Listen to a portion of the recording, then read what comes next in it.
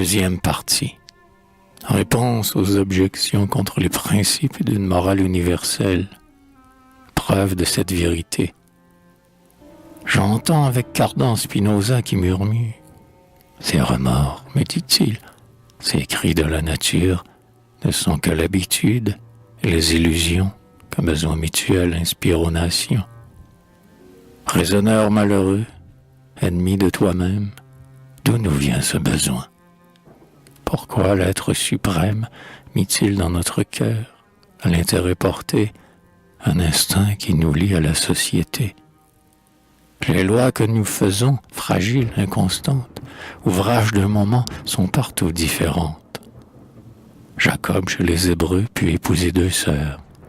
David, sans offenser la décence et les mœurs, flatta de son beauté la tendresse importune. Le pape au Vatican n'en peut posséder une. Là, le père à son gré choisit son successeur. Ici, l'heureux aîné de tout est possesseur. Un Polac à moustache, à la démarche altière, peut arrêter d'un mot sa république entière. L'empereur ne peut rien sans ses chers électeurs. L'anglais a du crédit, le pape a des honneurs. Usage, intérêt, culte, loi, tout diffère. Qu'on soit juste, il suffit, le reste est arbitraire. Mais tandis qu'on admire et ce juste et ce beau, Londres immole son roi par la main d'un bourreau. Du pape Borgia le batteur sanguinaire, dans les bras de sa sœur assassine son frère. Là, le froid hollandais devient impétueux. Il déchire en morceaux 2 frères vertueux. Plus loin, la Brinvilliers, dévote avec tendresse, empoisonne son père en courant à confesse. Sous le fer du méchant, le juste est abattu. Eh bien, conclurez-vous qu'il n'est point de vertu? Quand des vents du midi, les funestes haleines de semences de mort ont inondé nos plaines, direz-vous que jamais le ciel en son courroux ne laissa la santé séjourner parmi nous? Tous les divers fléaux dont le poids nous accable, du choc des éléments effet inévitable, des biens que nous goûtons corrompent la douceur. Mais tout est passager, le crime et le malheur, de nos désirs fougueux la tempête fatale, laisse au fond de nos cœurs la règle et la morale. C'est une source pure, en vain dans ses canaux, les vents contagieux en ont troublé les eaux. En vain sur sa surface une fange étrangère apporte en bouillonnant un limon qui l'altère. L'homme le plus injuste et le moins policier s'y contemple aisément quand l'orage est passé. Tous ont reçu du ciel avec l'intelligence, ce frein de la justice et de la conscience. De la raison naissante, elle est le premier fruit. Dès qu'on la peut entendre, aussitôt elle instruit. Contrepoids toujours prompt à rendre l'équilibre, au cœur plein de désir, asservi, mais né libre. Arme que la nature a mise en notre main, qui combat l'intérêt par l'amour du prochain.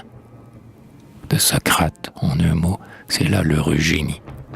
C'est là ce Dieu secret qui dirigeait sa vie, ce Dieu qui jusqu'au bout présidait à son sort, quand il but sans pâlir la coupe de la mort.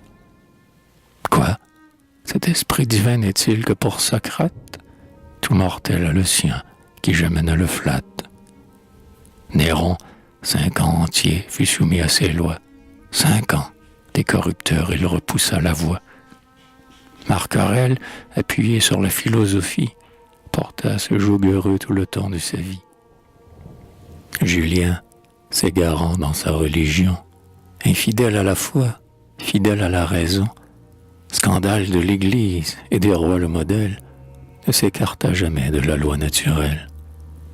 On insiste, on me dit, l'enfant dans son berceau n'est point illuminé par ce divin flambeau. C'est l'éducation qui forme ses pensées. Par l'exemple d'autrui, ses mœurs lui sont tracées. Il n'a rien dans l'esprit, il n'a rien dans le cœur. De ce qui l'environne, il n'est qu'imitateur. Il répète les noms de devoir, de justice. Il agit en machine, et c'est par sa nourrice qu'il est juif ou païen, fidèle aux musulmans, vêtu d'un juste au corps, ou bien d'un doliment. Ouais, dans l'exemple en nous, je sais quel est l'empire. Il est des sentiments que l'habitude inspire. Le langage, la mode et les opinions, tous les dehors de l'âme et ses préventions, dans nos faibles esprits sont gravés par nos pères, du cachet des mortels impressions légères. Mais les premiers ressorts sont faits d'une autre main. Leur pouvoir est constant, leur principe est divin. Il faut que l'enfant croisse afin qu'il les exerce. Il ne les connaît pas sous la main qui le berce. Le moineau, dans l'instant qu'il a reçu le jour, sans plume dans son nid, peut-il sentir l'amour? Le renard en naissant va-t-il chercher sa proie?